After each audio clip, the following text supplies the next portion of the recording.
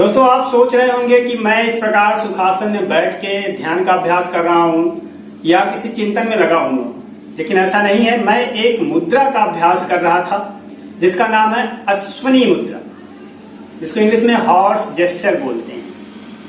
लेकिन आप देख नहीं पाए कि ये अश्वनी मुद्रा का अभ्यास कैसे करते हैं, और सामान्य रूप से आप देख भी नहीं पाएंगे क्योंकि इसमें इसका अभ्यास ही ऐसा है कि पब्लिकली इसको दिखाया नहीं जा सकता। तो नमस्कार दोस्तों, आज के इस वीडियो में मैं आपको इसी अश्वनी मुद्रा के बारे में बताऊंगा, जिसका अभ्यास अगर नियमित तौर पे किया जाए तो जिनको कब्ज है, बवासीर है, पाचन संबंधी समस्या है, उनको बहुत अधिक लाभ मिलेगा। साथ ही साथ महिलाओं में एक समस्या होती है, यूट्रस प्रोलैप्स कर जाता है, यूट्रस किसी किसी का बाहर आ जाता है, या मलाशय यानी गुदा की मांसपेशियां भी बाहर चली जाती है, जिसको आप सुने होंगे कांच निकलना भी बोलते हैं। ये सारी समस्याओं में बहुत अधिक लाभ करेगा यह अश्वनी मुद्रा का अभ्यास। साथ ही साथ ये हमारे मन को प्रभावित करता है, क्योंकि आध्यात्मिक स्तर पर भी यह अभ्यास बहुत अधिक फायदेमंद है। तो आज इसी अश्वनी मुद्रा के अभ्यास की सही विधि, इसकी सावधानियों के बारे में आपको बताऊंगा। अश्वनी मुद्रा आप जानते हैं, जैसे आसनों का अभ्यास किया जाता है, प्राणायाम का अभ्यास किया जाता है, ऐसे ही मुद्राओं का भी योग में अभ्यास किया जाता है। तो पहले आप देख लीजिए कैसे अश्वनी मुद्रा का अभ्यास करेंगे। अश्वनी मुद्रा के अभ्यास के लिए आप किसी भी ध्यानात्मक आसन में बैठ जाएंगे, चाहे पद्मासन में बैठ जाएं, चाहे सुखासन में मैं बैठा हूं इस प्रकार बैठ जाएं। वैसे कहा गया है कि सिद्धासन में इसका अभ्यास किया जाए तो और अच्छा है, लेकिन अगर आप सिद्धासन नहीं कर पा रहे हैं तो आप सुखासन में कर सकते हैं, कोई दिक्कत नहीं है, इसमें भी वही लाभ मिलेगा। इसमें जब आप बैठ जाएंगे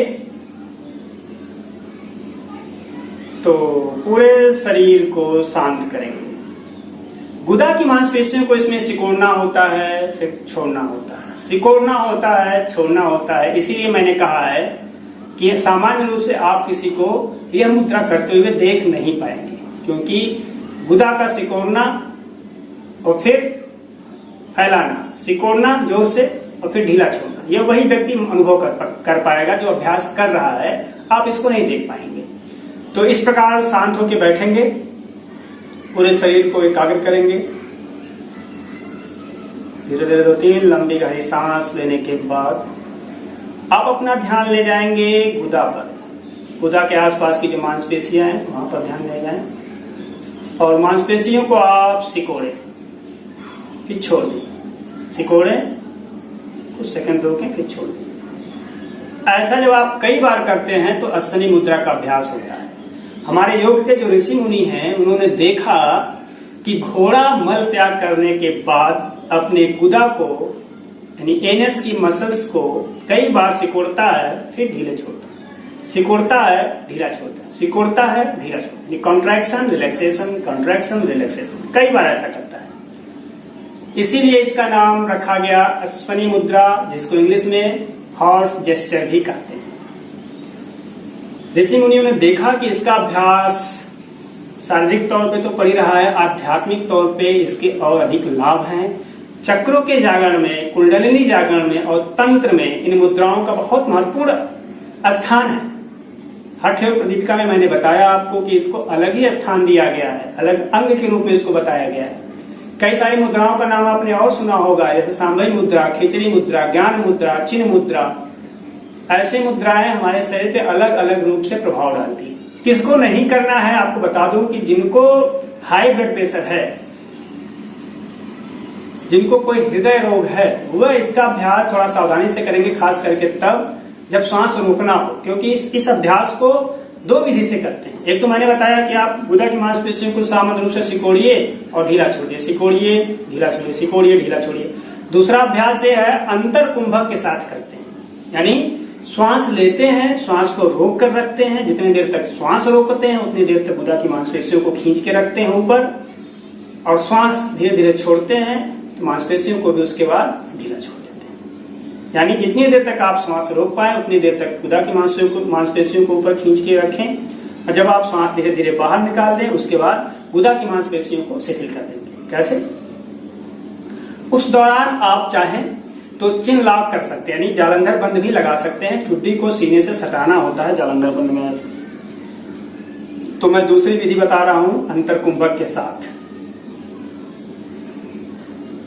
श्वास धीरे धीरे लेंगे, श्वास रोकेंगे, गुदा की मांसपेशियों को खींचेंगे ऊपर की ओर।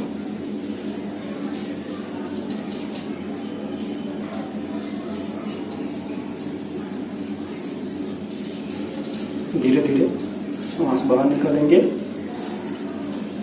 और गुदा की मांसपेशी को स्थिर कर देंगे। तो ये अभ्यास जिसमें श्वास रोक के गुदा की मांसपेशियों को खींचना होता है, इस अभ्यास को हाई ब्लड प्रेशर वाले और हार्ट के जो पेशेंट हैं वो नहीं करेंगे, बाकी लोग कर सकते हैं। आपको बता दूं कि अगर इस अश्विनी मुद्रा का अभ्यास आप उल्टा होके करें, यानी जो उल्टे होने वाले आसन है जैसे सर्वांग आसन, और आप करते हैं विपरीत कड़ी आसन जिसमें पैर को ऊपर उठा देते हैं, उसमें और अधिक लाभ करेगा।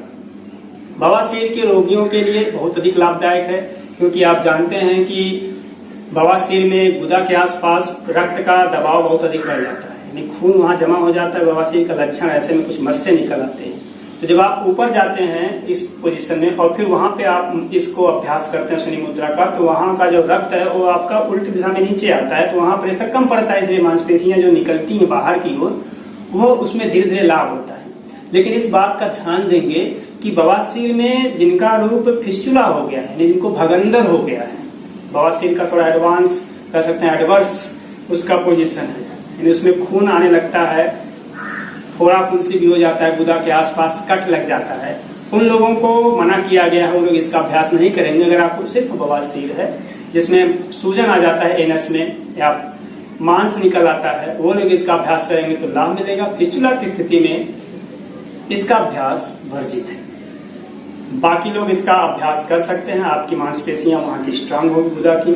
आध्यात्मिक लाभ आपको बता दूं कि यहाँ हमारा गुदा के गुदा और लिंग मूल के बीच में मूलाधार चक्र का स्थान माना गया है, तो वहां से ऊर्जा ऊपर की ओर उठती है और चेतना हमारी ऊर्ध्वगामी होती है, ऐसा योग के ग्रंथों में बताया गया है।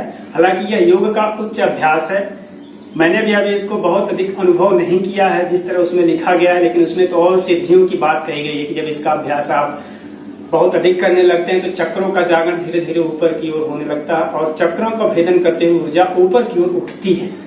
तो ये तो उच्च अभ्यास की बात हो गई, इसीलिए कहा गया है कि इन मुद्राओं का अभ्यास बिना किसी गुरु के मार्गदर्शन में नहीं करना चाहिए। लेकिन अगर शारीरिक लाभ के लिए हम कर रहे हैं तो आप इस प्रकार अभ्यास कर सकते हैं। वह उच्च अभ्यास की बात कही गई है। आप अपने शारीरिक अभ्यास के लिए, शारीरिक लाभ के लिए ले रहे हैं, कब्ज में, बवासीर में, मलाशय या गर्भाशय के प्रोलैप्स में, मांसपेशियां जिसमें बाहर आए, तो उस सब में इसका अभ्यास आप कर सकते हैं। आपके मन में और कोई प्रश्न हो तो आप कमेंट सेक्शन में जाके पूछ सकते हैं। मैं कोशिश करूंगा कि आपके प्रश्नों का पूरा और सही जवाब दूं। आप योग करें, स्वस्थ रहें। हरिओम।